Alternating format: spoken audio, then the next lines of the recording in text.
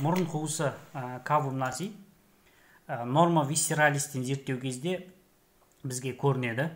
Мұрын қуысы жоғарыда бас сүйек шұңқырлары, көш шарасы, бүйір жағында синус максиллярис, төменде ауыз қуысы аралығында орналасқан қуыс болып табылады.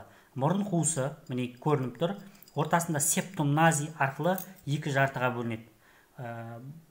Бұл мұрын пердесі септум нази негізінен вомер өре сүйек және алдыңғы жағында торлы сүйектің перпендикулярлы пластинкасынан құралған.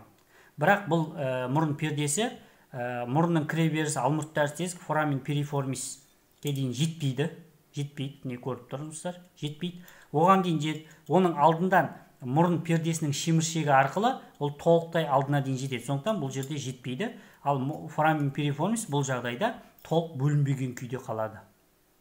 Мұрын қуысының келесі қабырғаларын ажыратады. Жоғары қабырғасы, төменгі қабырғасы және бүйір қабырғалары. Осы қабырғаның ортасына перде бөлгенде мұрын қуысын тең емес екі жартыға бөледі. Әдетте перденің бұл симметриялы болмайды мұрын жартылары. Бір жағына қарай мұрын пердесі қисайып орналасады. Көп жағдайда солға қарай. Жоғарғы қабырғасын құрауға қатысады. Мұрын сүйегі,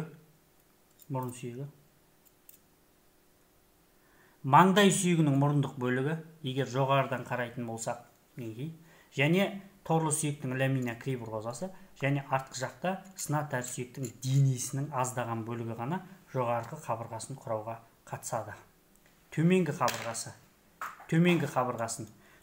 қабырғасын құрауға қатысады. Жоғарғы жақ сүйектің таңдай өсінділері, біз оны сүйектер өткенде өттік, және оның артқы жағында таңдай сүйектің горизонтальды пластинкасы. Бұлар мұрын қуысының түбін құрауға қатысады. Бұл жағдайлар. Бұның алдыңғы жағында каналис инцизивус бұл ашылады ауыз қуысына қарай. Латералды қабырғалар немесе бүйір қабырғалары.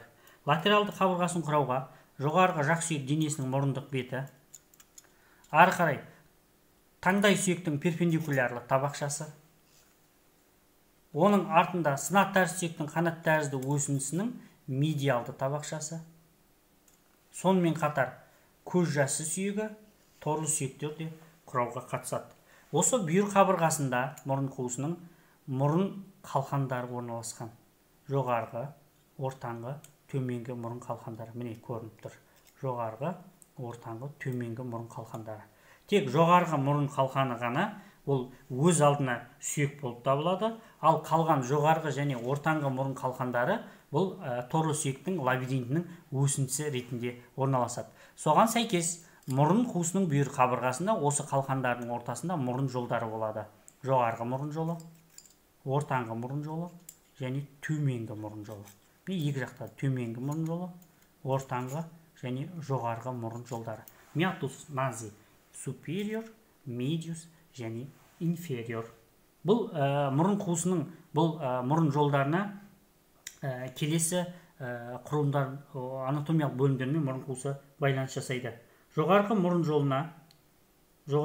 жолына негізінен бұған ашылады. Торлы сүйектің артқы және ортаңғы ұяшықтары ашылады. Ал ортаңғы мұрын жолына торлы сүйектің алдыңғы ұяшықтары, сонымен қатар синус максиллярис және маңдай қойнауы синус фронталистің тесіктері ашылады.